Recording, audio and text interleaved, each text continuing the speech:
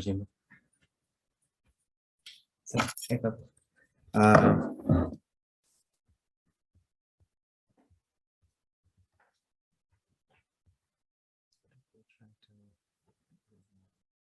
yeah, I'm just trying to pull the latest version of the slides.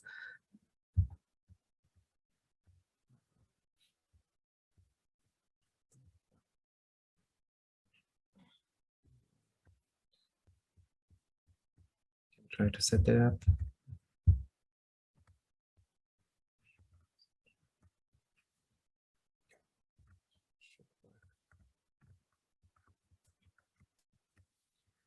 Okay, it's my pleasure to welcome Phil Murphy. So Phil Murphy is the CEO of Cornelis Networks. It's our great honor and privilege to have him here. So Phil is responsible, obviously, for the overall management and choosing the strategic direction of the company. So prior to co-founding Cornelis, Phil served as a director at the Intel Corporation. He is responsible for the fabric platform planning, architecture, everything of suite, and he has a very long history in high performance networks, as you can see. As you obviously can't see because only I can see. Well, let's see. Let's see if I can stop this and technical glitches. Oh, I didn't think. When did this happen?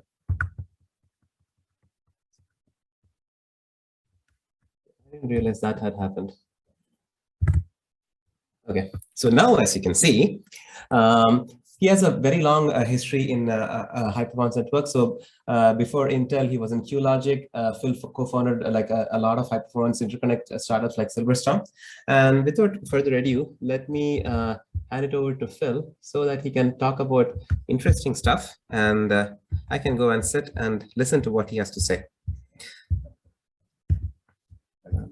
Yeah, sure. Sure. I am trying to set this up. Okay, now things are fine. Please share the slides, Ari. Yes, I will. Hold on.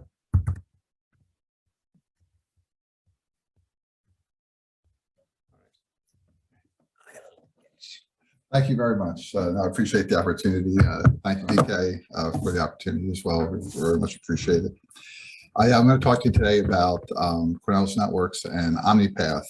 It's a scale-out technology focused on high-performance computing and artificial intelligence. And I'd like to start out by, if I could figure out how to move this forward. Let me just try. I think one more try. Nope. Well, unfortunately, I seem to be having a lot of. Let's see, interruptions. Just a point. Yeah, that should work. Sure. So this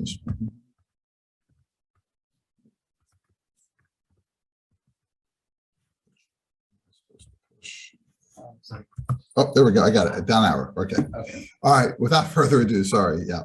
Okay. Yeah. So I just like to start off by giving a little bit of history about who we are. Okay. The company is Cornelis Networks, and look, it's a company that it's a startup. It's been around since late 2020, but it's also a company that has a very long history. It's a company that started, has its roots way back in startups that I began myself back in the year 2000, Silverstone Technologies. It actually benefits from work that was done at Pascal as well, a company out of Orange County, California. These two companies were working on InfiniBand in the very early days, both taking InfiniBand into the high-performance computing market. Many people don't realize that InfiniBand was not originally designed for high-performance computing. It was designed for a totally different enterprise-based market, and that's how the architecture spec was written, and it ended up getting solidified in that direction. But 10 years later, I'm sorry, that's not true. 6 years later, QLogic brought Silverstone and Pascal together and continued to develop InfiniBand products for the high performance computing market. We did a great QDR product there. In the meantime, of course, Cray was off developing their own technologies. Cray had been funded partially by the US government to develop multiple technologies specifically for their own systems. They had developed C-Star and Gemini and most recently Aries technologies. And it was in this world that Intel called us up and said, gee, we'd like to bring you guys in to to create a new network that can be integrated into our next generation processors. And so QLogic agreed to sell a part of their company off to Intel, the InfiniBand part. A couple months later, Intel did a similar transaction and brought a part of Cray in and told us, look, go look at these two technologies. One that had been born in a kind of different environment, a non-HPC environment, the InfiniBand technology, as well as the Cray technology, which was 100% focused on InfiniBand. Take them together, take the best of each and create something better than either one. And that's where Omni-Path came from. So we did do some development in Omni-Path. We did a discrete version of Omni-Path in Intel first and got that out the door. And then unfortunately, the real target for Intel was to integrate Omni-Path into the next generation processor for HPC, which was being called Xeon Phi. Intel eventually canceled that program, and that was the opportunity to take it back out. And so the company got established in 2020 to continue that work. So that's where we came from. What do we do? I think for most folks in this room, it's going to be pretty obvious. We've had a long history in developing parallel applications and infrastructures to support those parallel applications in high performance computing, in engineering, in the national labs, of course, do a lot of research using high performance computing systems. More recently, of course, we're seeing kind of a bleeding in of artificial intelligence techniques. Okay, sometimes it's just to augment the existing applications to make them faster. Sometimes it's to take on problems that were previously totally intractable, image recognition, natural language processing, and things of that nature. Some enterprises, Google, for example, if you're doing AI training all day, every day, you can put together, a very purpose-built solution, TensorFlow processors, but most companies cannot do that, okay? And so they need to be able to run their existing applications as well as their next generation artificial intelligence programs on the same infrastructure, putting a lot of pressure on the converged infrastructure fabric, and that's what we aim to solve. So, one of the things that's, I think, really important here, though, is that, we support a broad ecosystem to make sure that we're delivering choice to the market. We're not locking you into any specific CPU vendor, any specific GPU vendor. We're supporting all the popular CPUs and all the popular accelerators. We're enabling all the application critical libraries and frameworks. And we're partnering with all the lead OEMs, ISV, and resellers. So just a couple of things here that you can see. Obviously, Mbappage is top of the list. We also support OpenMPI, Intel MPI. We support one-sided communication in our infrastructure, things like Sandia Shmem and Chapel and Gasnet and things of that nature.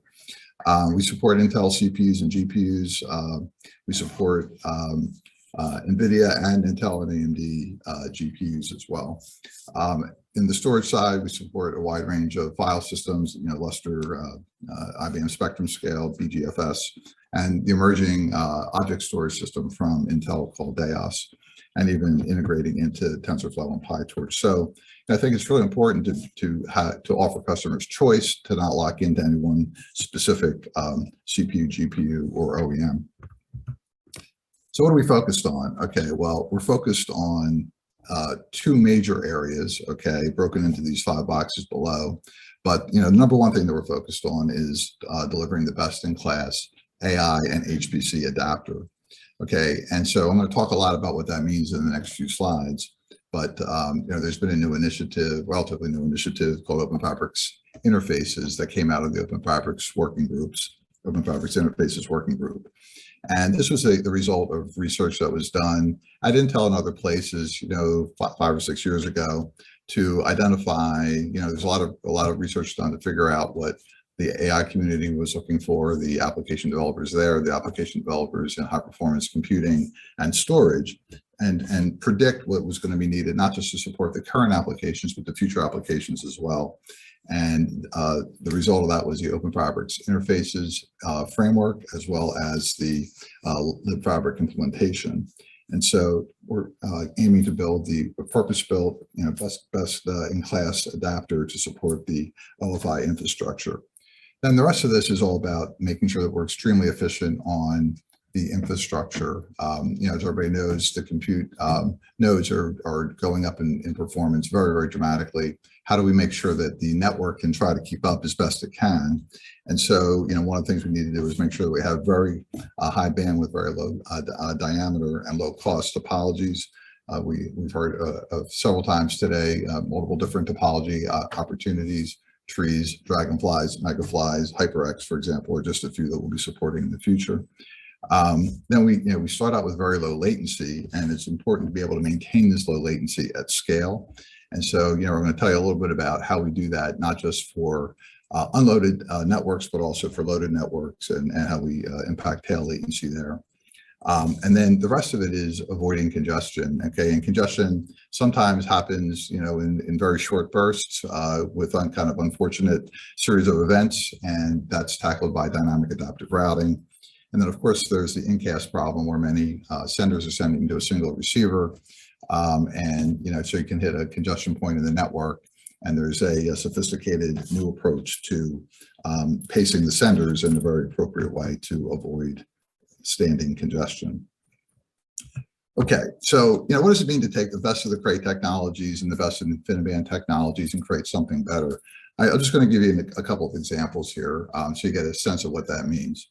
So on InfiniBand, for example, if you're sending an MPI message, of course, you're going to break this up into packets of some MTU size, and you're going to send them out on the wire, and you're going to do great things like make sure that you queue the packets in the right priority order using virtual lanes and all that. And at some point, though, you're going to make a decision. This is the packet to send, and it may be a low priority storage packet. It's time to go. Something very important comes in a nanosecond later. On InfiniBand, you're stuck. Okay, what you're going to do is you're going to send all the bits of that packet, 65,000 bits or more, and the important packet has to wait. The Cray guys, what they do, they did something that we didn't understand up front. They actually take the packets and they break them up into much smaller bite-sized chunks called flits, 65 bits, and then they take those flits and package them up into something called a link transfer packet with a little CRC on the end. Okay, and that's what's sent over the wire constantly. Well, why would you do this? Okay, well, there's two reasons that you would do this.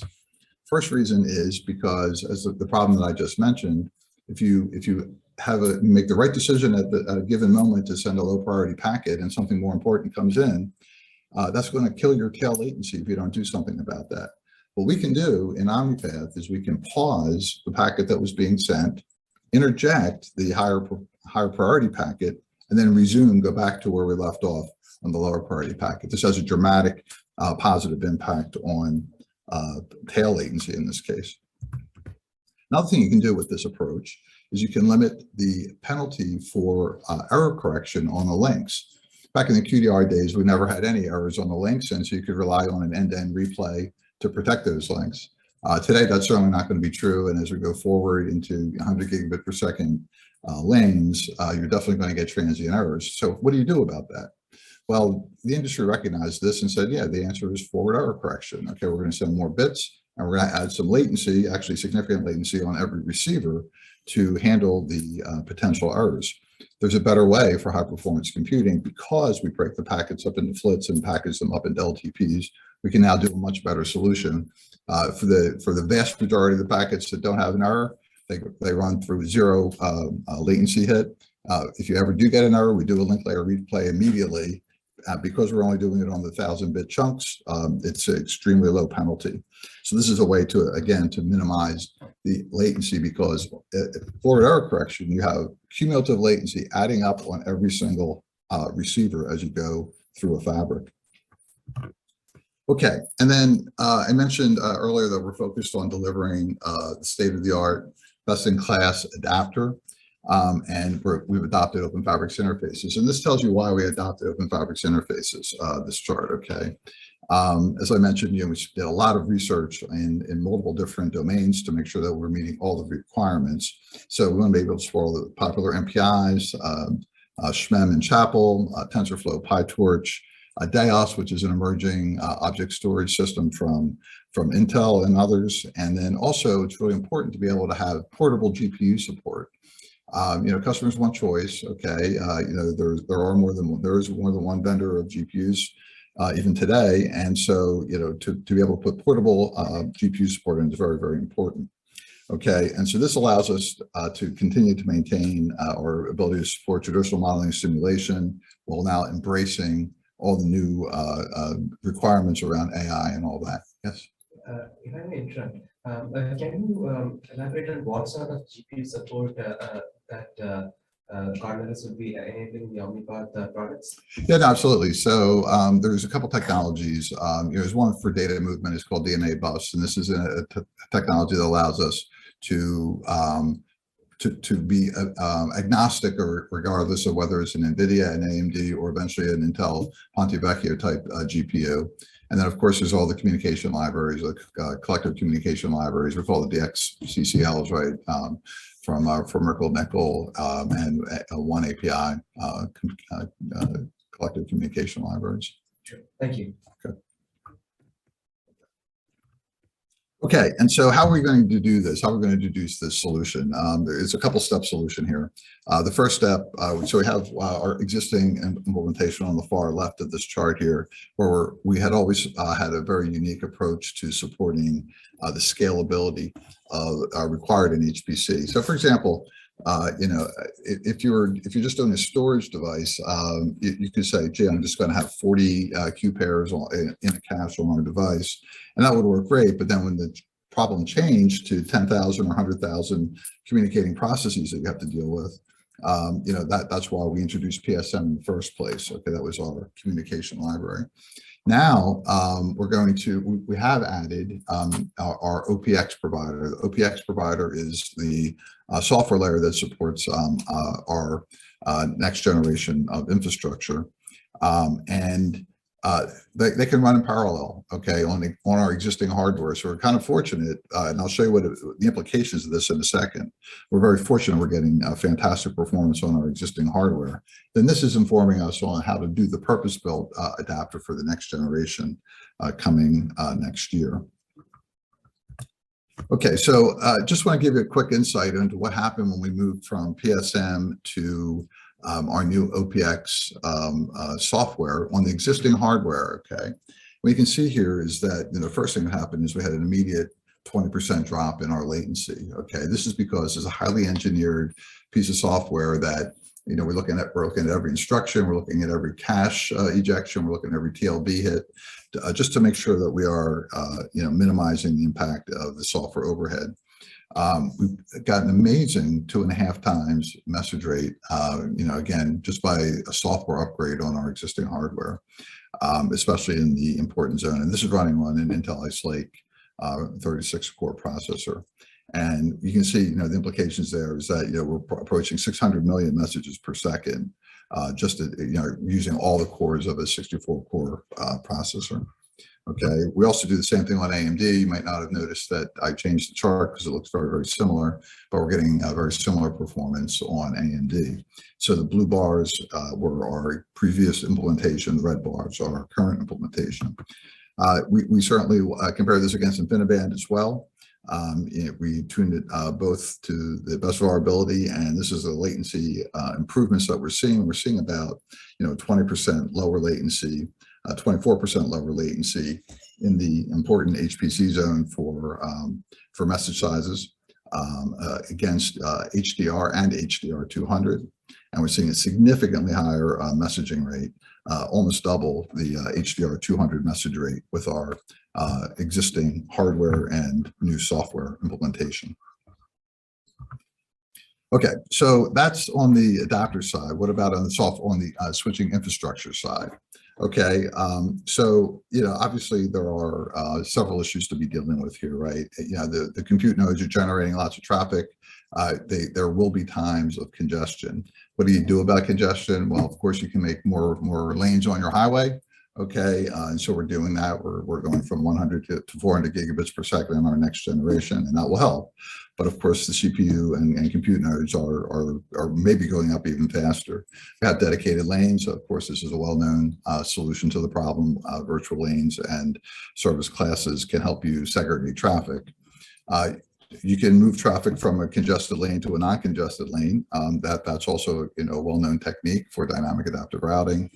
And then the last one is the incast problem that I mentioned earlier. How do you avoid congestion? If we're all going to the same stadium, there's going to be congestion around the stadium. The last thing you want to have happen is that that congestion spills out and affects innocent traffic that was just trying to get past the stadium. And that's handled by basically lane sender pacing to meter the traffic into the fabric. These are all well-known techniques that have been around for a long time, but it's been increasingly challenging to implement them in previous technologies. But now that we're at much higher density silicon, we're able to have enough transistors basically to start to put in advanced telemetry gathering engines. These telemetry gathering engines will start to allow us to see a hop and 2 hops ahead, depending on which topology we're running, to make much better decisions across the board against all of these requirements. Okay, so I mentioned some of the topologies that we're supporting. My definition of a fabric is a topology plus the routing algorithm. They're inseparable, I think, as everybody probably realizes. And a higher-rated switch is a crucial element to making sure that you can implement these really important topologies. And to make sure that you can make good routing decisions, you need to know where the congestion is in the fabric and try to avoid it. And so that's where we're focused going forward, on gathering the right telemetry to make good decisions. The switch radix, that's an important decision in 2 dimensions. Okay, number one, you want to make sure that you get the scalability that you want for trees and other topologies. Okay, a tree. There's a certain size you're going to want to get to, and we've heard this a few times already, right? The best case.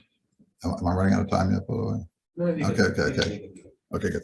So, so a tree, the point here is there's a limit to the size of a tree that you want to build before the optics becomes just too expensive for practical purposes. So you want to be able to get to that point with the switch radix that you build.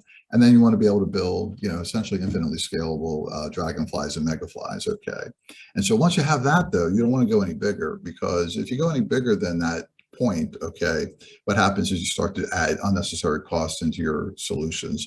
So, for example, we've done lots of studies on where the cost is really coming from, and the cost is coming from ensuring good signal integrity. If you have a larger switch, for example, you have longer edges to go through.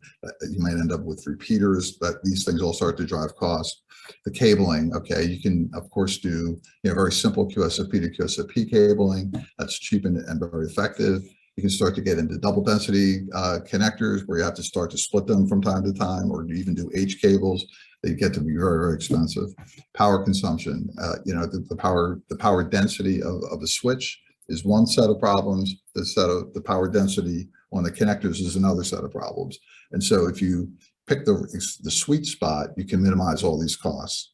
I think we've done a really good job of that for our current generation and our future generations as well.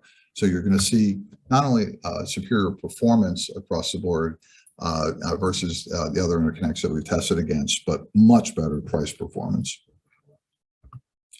Okay, and so we are doing some co-design with U.S. government. Okay, there's a DOE contract that we actually just were able to announce last month with the National Nuclear Security Administration. It was an $18 million grant to provide us the funds that we would need to do the research with the U.S. Department of Energy in the United States to be able to know what their MPI requirements are, to be able to test against their applications, to be able to get their feedback, incorporate their feedback into our next generation designs, and make sure that all their applications run really well.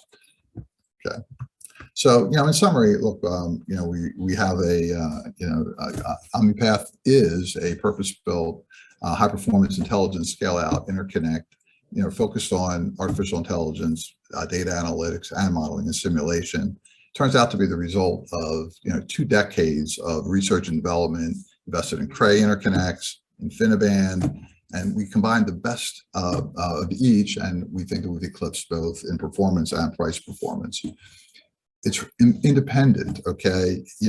We're not forcing a vertical stack solution. If you want to use this CPU and that GPU, that you can pick our interconnect, you can pick somebody else's storage, somebody else's management software, have an integrator integrate them. That's the horizontally stratified approach that we've been using for years. I think is much more effective than a vertically integrated solution. We've got advanced features at the link level, at the host interface level, and at the infrastructure levels to optimize not just unloaded latency, but tail latency, maximize message rate, and minimize software overhead. So we're seeing dramatic performance improvements in the and it's the type of performance improvements that make a difference in the applications. And as you can see, we're co-developing the next generation with the DOE and the NNSA. Okay, so that's my talk. Yes, thanks, speaker.